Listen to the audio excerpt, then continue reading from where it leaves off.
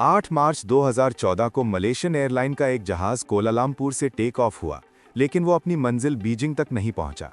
आज तक किसी को भी मालूम नहीं पड़ा कि ये जहाज गया तो आखिर गया कहां। लेकिन पूरे 8 सालों के बाद फाइनली अब एक उम्मीद मिली है कि ये जहाज इस वक्त कहां मौजूद है। डीपेक्स टीवी में एक बार फिर से खुशामदीद।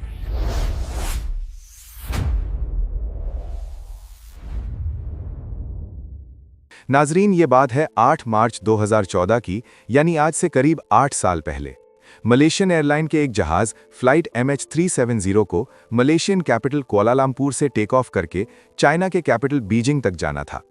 इस फ्लाइट में 2 पायलट, 10 के करीब क्रू और 227 पैसेंजर्स मौजूद थे, जिनमें से ज्यादातर पैसेंजर्स का ताल्लुक चाइना से था। दोनों पायलट्स इंतहाई एक्सपीरियंस थे, जिनमें से 53 साल के कैप्टन जहीरी अहमद शाह को 33 साल का फ्लाइट एक्सपीरियंस था, जबकि 27 साल के को पायलट फारिक अब्दुल हमीद एक जूनियर पायलट थे, जिनको 7 साल का फ्लाइट एक्सपीरियंस था। अगर इस प्लेन की बात की जाए तो 11 साल पुराना यह बोइंग 777 जहाज था, जिसमें ना ही किसी किस्म की कोई प्रॉब्लम थी और ना ही पास्ट में यह जहाज किसी मैकेनिकल या इलेक्ट्रिकल हादसे का शिकार हुआ था। बताने का मेन मकसद सिर्फ इतना है कि ये मलेशिया और चाइना के दरमियान चलने वाली एक बिल्कुल नॉर्मल फ्लाइट थी, जो रोजाना 5 घंटे और 34 मिनट्स की परवाज करके मलेशिया से चाइना या फिर चाइना से वापस मलेशिया जाती थी। लेकिन आज का दिन इस फ्लाइट के लिए किसी भी तरह नॉर्मल नहीं था, बल्कि ये नॉर्मल से भी काफी बढ़कर कुछ था। बेशक फ्लाइट MH370 सिर्फ 5 घंटे और 34 मिनट्स के लिए परवाज करनी थी, लेकिन टेक ऑफ से पहले इसमें जरूरत से ज्यादा फ्यूल डाला गया, जिससे वो 7 घंटे 41 मिनट्स तक फ्लाइट कर सकती थी, यानी अपनी रिक्वायरमेंट अपनी सवारी से 2 घंटे ज्यादा। ऐसा करना भी एयरलाइंस की एक रूटीन प्रैक्टिस होती है, ताकि अगर प्लेन को खराब मौसम या किसी इमरजेंसी में कहीं और डाइवर्ट किया जाए तो उसके पास एक्स्ट्रा फ्यूल मौजूद हो। ये दिन था 8 मार्च 2014 का और रात के 12:42 पर फ्लाइट MH370 रूटीन के कुआलालंपुर से टेक ऑफ किया। फर्स्ट पायलट जहीरी टेक ऑफ से पहले और उसके बाद भी कुआलालंपुर ट्रैफिक कंट्रोल टावर से डायरेक्ट कांटेक्ट में था। टेक ऑफ करते ही जहाज ने अपने डायरेक्शन साउथ चाइना सी की तरफ कर दिए और 20 मिनट के बाद यानी रात के 1:09 पर जहाज में लगे ट्रांसपॉन्डर ने अपने current GPS location Kuala Lumpur air traffic control tower के रेडार को भेजी। ट्रांसपॉन्डर का ऑटोमेटिक फंक्शन होता है, जो हर थोड़े टाइम के बाद अपनी करंट लोकेशन करीबी रेडार तक पहुंचा जाता है। अभी तक तो सब कुछ प्लेन के मुताबिक चल रहा था। इसके ठीक 10 मिनटों के बाद यानी रात के 1:19 पर जब flight MH370 Malaysian air jurisdiction से निकलकर वियतनाम की एयर ज्यूरिस्डिक्शन में जाने लगी, तो कुआलालंपुर के कंट्रोल टावर ने आखिरी बार फर्स्ट पायलट जहीरी से कांटेक्ट किया और ये अल्फाज बोले। इसका मतलब था कि अब फ्लाइट MH370 को वियतनाम की सिटी हो ची मिन के कंट्रोल टावर से कांटेक्ट करना चाहिए। फर्स्ट पायलट कैप्टन जहीरी ने यह मैसेज सुना भी और उसका जवाब भी दिया, गुड नाइट MAS370। ना ही कंट्रोल टावर को पता था और शायद ना ही कैप्टन जहीरी को कि उनका ये गुड नाइट वाला मैसेज MH370 से रिसीव होने वाला आखिरी मैसेज होने वाला है। ये वो वक्त था जब फ्लाइट MH370 को टेक ऑफ किए अब पूरे 37 मिनट्स गुजर चुके थे। अब नॉर्मली होता यूं है कि प्लेन जब तक अपनी मंजिल तक नहीं पहुंच जाता, वो अपने रास्ते में आने वाले किसी भी बड़े एयरपोर्ट के एयर ट्रैफिक कंट्रोल टावर से कांटेक्ट में रहता है, और यहां भी कुछ ऐसा ही होना था। लेकिन सब कुछ जो अभी तक नॉर्मली चल रहा था वो अब नॉर्मल होने लगा। जी हां, अपने आखिरी मैसेज के ठीक 3 मिनटों के बाद यानी रात के 1:21 पर फ्लाइट MH370 अचानक रेडार से गायब हो गई, यानी कुआलालंपुर और हो ची मिन दोनों के रेडार से प्लेन पूरी तरह से गायब हो चुका था। अब ये बात कुआलालंपुर टावर के लिए तो बिल्कुल नॉर्मल थी, क्योंकि उन्होंने समझा कि MH370 अब वियतनामीज एयर स्पेस में दाखिल हो गया है, इसी वजह से उनके रेडार से गायब हो गया। लेकिन जब हो ची मिन कंट्रोल टावर ने फ्लाइट MH370 को अपने रेडार से गायब होते देखा तो उनको कुछ गड़बड़ लगी।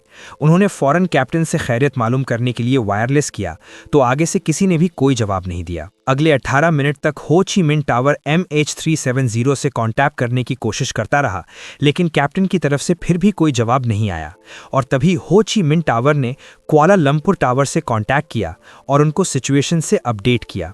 अब नॉर्मली इस कंडीशन में 1 घंटे के अंदर रेस्क्यू सेंटर को इन्फॉर्म करना होता है, लेकिन कुआलालंपुर कंट्रोल टावर ने पूरे 4 घंटों के बाद एरोनॉटिकल रेस्क्यू कोऑर्डिनेशन सेंटर को इन्फॉर्म किया और तब तक बहुत देर हो चुकी थी। सुबह के 6:15 बज चुके थे और यही वो टाइम था जब MH370 को बीजिंग में लैंड करना था। एक उम्मीद थी कि शायद जहाज़ अपने वक्त पर बीजिंग लैंड कर जाए, लेकिन वहाँ से भी कोई अच्छी खबर नहीं आई। खैर, सुबह के 6:32 पर ठीक उस जगह जहां से प्लेन गायब हुआ था, वहां एक सर्च ऑपरेशन स्टार्ट किया गया, जिसमें 7 कंट्रीज की 34 शिप्स और 28 एयरक्राफ्ट ने फ्लाइट MH370 को गल्फ ऑफ थाईलैंड और साउथ चाइना सी के बॉर्डर पर ढूंढना शुरू किया। लेकिन बदकिस्मती से वहां प्लेन का नामो निशान तक नहीं मिला। इस वक्त तक पूरी दुनिया को इस हादसे का पता चल चुका था। टीवी न्यूज़, वेबसाइट्स और सोशल मीडिया सब के सब सिर्फ यही खबर दिखा रहे थे। इस दौरान कई मुल्कों की इन्वेस्टिगेशन टीम भी सर्च ऑपरेशन का हिस्सा बन गई। प्लेन का अचानक तमाम रडार से गायब हो जाना वाकई किसी को भी हजम नहीं हो रहा था, और अगर वो इस एरिया पर समुंदर में क्रैश भी होता तो इतना बड़ा जहाज है, कोई ना कोई चीज़ तो पानी पर तैरती हुई ज़रूर नजर आनी चाहिए थी। अगले पूरे 4 दिनों तक ये सर्च ऑपरेशन चलता रहा, पर कहीं से भी कोई अच्छी खबर ना मिल सके। लेकिन फिर चौथे दिन एक खबर आई जिसने तमाम रेस्क्यू ऑपरेशन टीम को हिला कर रख दिया। 8 मार्च को 1:21 पर फ्लाइट MH370 जब रेडार से गायब हुई थी तो वो सिविलियन रेडार से गायब हुई थी, लेकिन मलेशियन मिलिट्री के एक रेडार पर वो अगले 1 घंटे तक शो होती रही। और उसके बाद जो कुछ हुआ वो कुछ यूं था। सिविलियन रेडार से गायब होने के बाद जहाज ने चंद मिनटों के लिए राइट पर जाना शुरू किया और फिर यू टर्न करके वापस मलेशिया की तरफ टर्न किया। पूरे 31 मिनट के बाद जहाज ने मलेशिया के शहर पेनांग को क्रॉस किया और फिर मलाका स्ट्रेट की तरफ टर्न कर गया। आखिरी बार जहां तक मिलिट्री रेडार की रेंज थी, फ्लाइट MH370 को इंडियन ओशन के इस पॉइंट तक डिटेक्ट किया गया और इस वक्त रात के 2:22 हो रहे थे। अब इसके बाद MH370 ना ही मिलिट्री रेडार से शो हुआ और ना ही किसी सिविलियन रेडार पे। पूरी रेस्क्यू टीम और इस प्लेन से जुड़ा हर शख्स सिर्फ यही गुत्थी सुलझाने में लगे थे कि प्लेन गया तो आखिर गया कहाँ। इससे भी बढ़कर जो चीज़ तंग कर रही थी वो ये थी कि प्लेन ने बीजिंग की बिल्कुल ऑपोजिट डायरेक्शन में शार्प यू टर्न क्यों कर लिया। जो रेस्क्यू टीम पहले गल्फ आइलैंड और साउथ चाइना सी में प्लेन को ढूंढ रही थी, वो अब इंडियन ओशन के इस हिस्से में ढूंढना शुरू हो गए। लेकिन हैरत अंगेज तौर पर वहां प्लेन का कोई अता पता ना मिला। अगले कुछ दिनों बाद एक और खबर मिली और उसने एक बार फिर से पूरी सिचुएशन ही चेंज कर दी। पता ये चला कि एयरप्लेन मिलिट्री रेडार से तो 2:22 पर गायब हुआ, लेकिन एक सैटेलाइट ऐसी थी जिससे वो लगातार कांटेक्ट में था। आपको जहां पर अपडेट करते चलें कि ये बिग एयरप्लेन के लिए एक नॉर्मल बात होती है कि जब उनका अपना कम्युनिकेशन सिस्टम किसी वजह से खराब हो जाता है तो वो सैटेलाइट से कांटेक्ट करने की कोशिश करता है। प्लेन ने ऑटोमेटिकली ठीक हर 1 घंटे के बाद 35,000 किलोमीटर दूर इनमारसैट नामी सैटेलाइट से कांटेक्ट करने की कोशिश की। इस सैटेलाइट पर सेव डेटा की मदद से एक्सपर्ट्स ने कॉम्प्लेक्स कैलकुलेशंस परफॉर्म की तो आखिरकार फ्लाइट MH370 के अगले मूव का भी पता चल गया। पता ये चला कि मिलिट्री रेडार से भी गायब होने के बाद मलेशियन एयरक्राफ्ट ने दोबारा एक टर्न लिया और अगले 5 घंटों तक इसी डायरेक्शन में इंडियन ओशन के ऊपर फ्लाई करता रहा।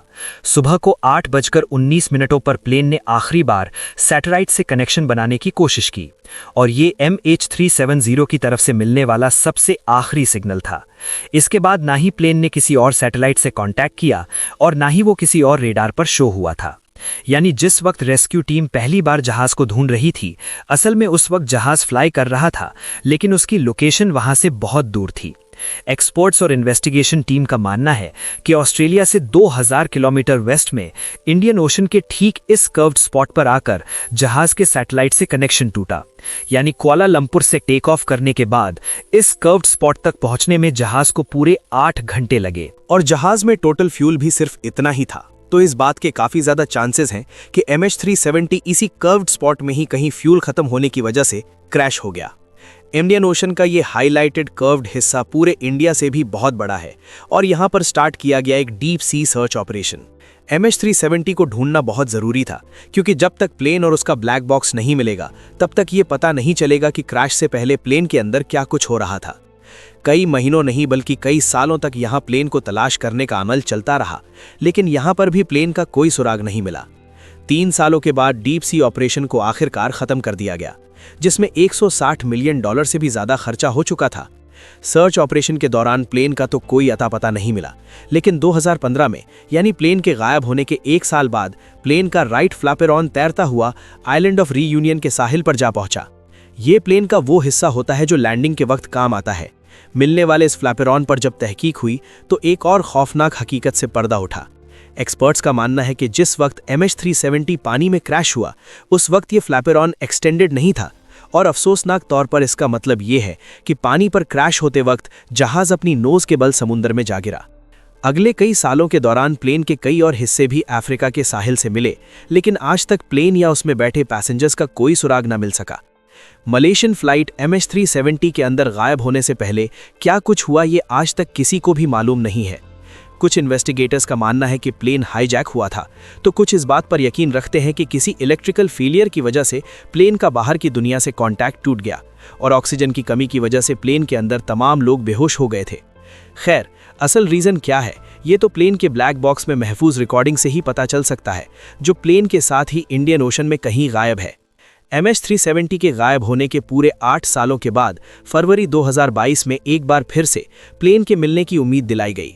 एक British retired aerospace engineer Richard Godfrey ने दावा किया है कि वीक सिग्नल प्रोफेशनल एनालिसिस के जरिए उसने प्लेन की असल लोकेशन का अंदाज़ा लगा लिया है, और हैरत अंगेज तौर पर रिचर्ड ने जो पिन पॉइंट लोकेशन बताई है वो भी इंडियन ओशन के इसी कर्व्ड एरिया में मौजूद है।